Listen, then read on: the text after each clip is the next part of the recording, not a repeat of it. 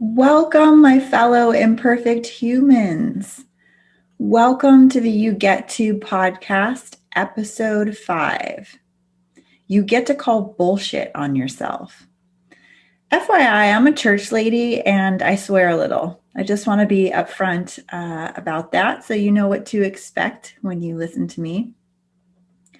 So, what are we talking about today?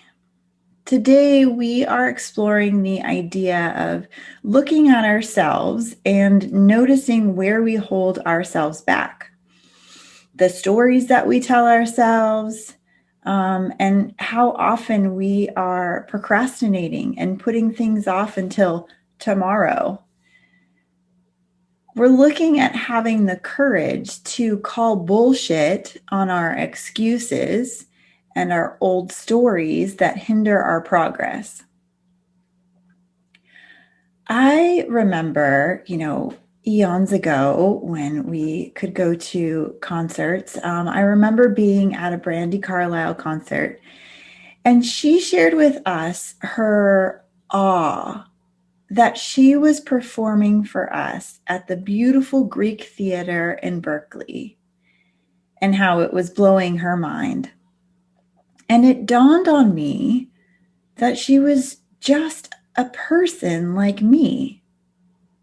This felt revolutionary for me. I gotta admit, it might sound silly, but up until that point, I think I always attributed other people's greatness as just being something inherent within them that wasn't inherent within me. Since joining the UU Church, I've adopted the principle that every human being has inherent worth and dignity.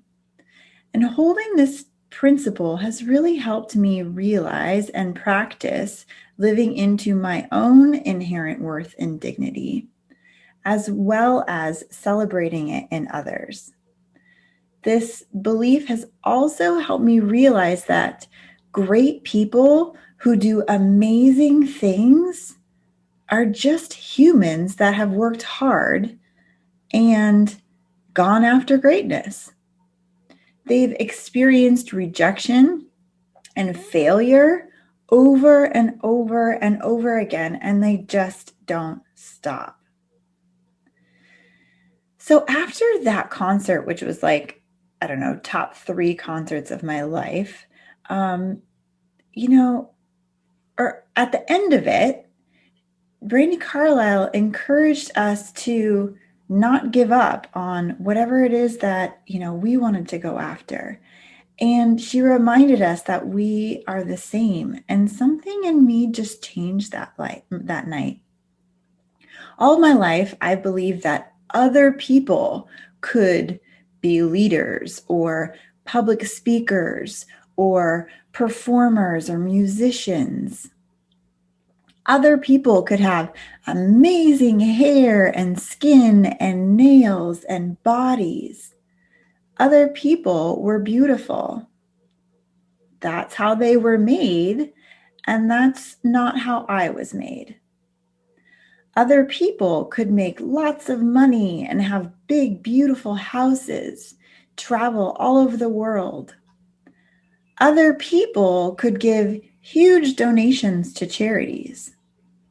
Other people could be successful career women and mothers. Other people could fight injustices and racism and homophobia and transphobia. Other people could write books and they could go on tour and do that public speaking thing and have very important things to say. I honestly believed those people, or the people that had the things that I wanted, I just believed that they had it. You either had it or you didn't, and I didn't.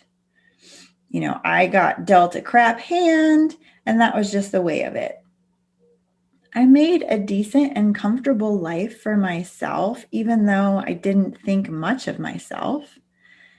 I got to feeling okay, accepting that I just wasn't all that, and I just made the best of my little world. But you know what I didn't do?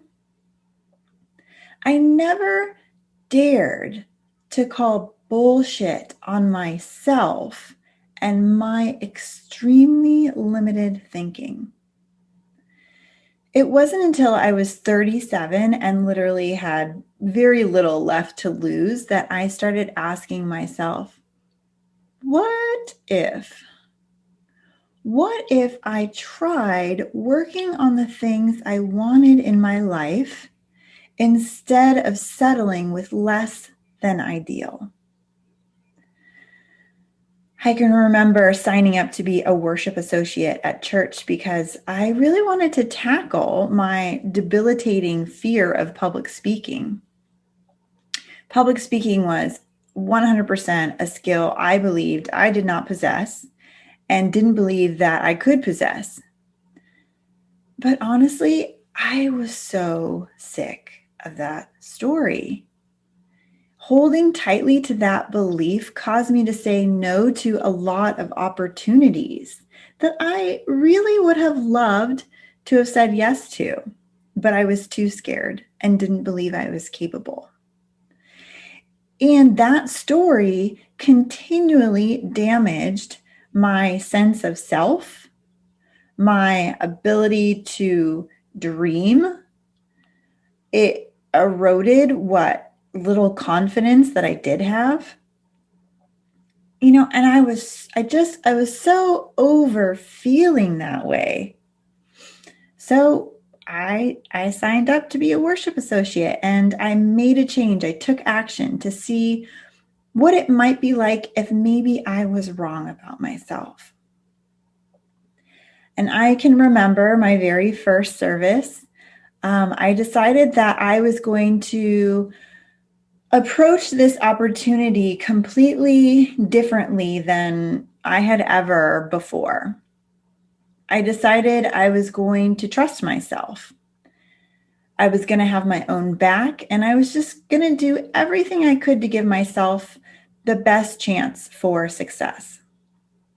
And right out of the gate, I decided that I was just going to speak directly to the congregation instead of, clinging desperately to my script and trying to, look up and remember to look up. And yeah, with my sweaty hands. I knew that I wanted to connect with people. And to do that, I had to leave that physical script behind because otherwise I was just going to cling to it and wasn't going to get the connection that I really wanted. So I rehearsed and I practiced believing that I could do it. And when the doubt came, which of course it did because that's normal, I just hit the pause button. When the thoughts came up, I paused. I did some deep breathing. And you know what happened? I nailed it. I freaking nailed it. It went better than I could have imagined. I stood in the greeting line after the service and accepted compliment after compliment on what I had delivered. I was asked about my background in public speaking. And I took this woman's hand and I looked her right in the eyes with my teary eyes. And I said, I don't have any experience. I signed up to do this because I'm terrified of public speaking and I didn't believe that I could. And she looked at me so surprised and said that she would never have guessed that. That was really one of my first big experiments of calling bullshit on my own thinking and my beliefs and my capabilities. That day I learned that how you think and what you tell yourself makes or breaks you. It became crystal clear to me. And I had a lifetime of believing that I was not capable. And in that one moment, I realized all the lies that I had been telling myself. And I started assessing everything. My body. What if I wasn't just built from sturdy stock? What if I'm not meant to be chubby? If I could direct my mind to be successful at public speaking, maybe I could be a performer or a musician or a swimmer. Maybe I could finally sing that solo. All the things that I had previously wanted to go after in my life, but had talked myself out of, suddenly came back as possibilities. What if when that music is going, I just dance my little heart out instead of, standing in the corner, arms crossed, wishing that the wall would swallow me up? You know what I'm talking about, like at that middle school dance.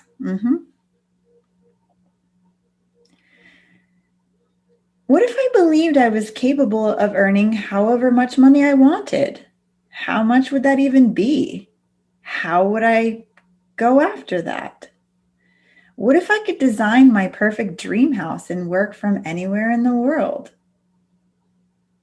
What if I made so much money I could write big, fat checks to charities? That would be so fun. I heard about the rapper Lil Uzi Vert implanting a $24 million pink diamond in his forehead. And I thought, gee, what would I do with $24 million? Here's a hint. I would not implant a $24 million pink diamond into my forehead. I'm not judging. It's just not for me. But I would love to write big fat checks to charities and my church. I'd love to have a robust retirement account, college savings accounts for the kids. I'd like to adopt kids. I'd love to own a house that is designed by my very talented father. I'd love to travel the world and just be able to share my abundance and leave a legacy for my kids and my siblings. Look at Dolly Parton. She was one of the major funders of the Moderna vaccine. How amazing that she has created such abundance in her lifetime that she could donate $1 million to help get the vaccine developed and mass produced as quickly as possible to help end a pandemic. That is badass. Now, maybe you don't give a crap about how you look or how much money you make, and that is totally cool. But I am certain that there is something in your life that you can call bullshit on. There is something that deep down you know is not lining up with your truest self, with the life that you want for yourself. There is something in you that you're settling for, and it gnaws at you. There is a dream that you have squashed with your bullshit thinking. We all make excuses. We make plans to do things tomorrow. We believe it only works for other people. We sit unhappy in complacency, and we watch from the sidelines. We opt out of photos because we don't like how we look that day. So, my fellow imperfect humans, what is it that you need to call bullshit on? I challenge you to sit with the discomfort and spend a few minutes writing about this. Dare to look at yourself. What do you see And what do you want to see? Once you name it and you're ready, you can go to work going after those dreams. Find someone who has what you want, is doing what you wish you were doing. Reach out to them and ask them for tips to get you started. This is one of the best things I ever did for myself. I adopted this mentality for everything. Find the people that have gone before you. More than likely, they will be thrilled that you asked and thrilled to help you. One of the best feelings in the world is when you do something that you once fiercely believed you couldn't or was an impossibility. And then even better than that is when you share your story. You never know who needs to hear what you have to say. You might inspire someone else to drop their limited beliefs and to go after their dreams. I know it's scary. I know it doesn't feel possible yet, but what if you dared to take the first step and ask yourself, what if I'm wrong? Or how might I be wrong? Want some support while exploring your dreams? I can help. Email me at sarah@coachingwithsarahlarkin.com and we'll get started. Bye for now.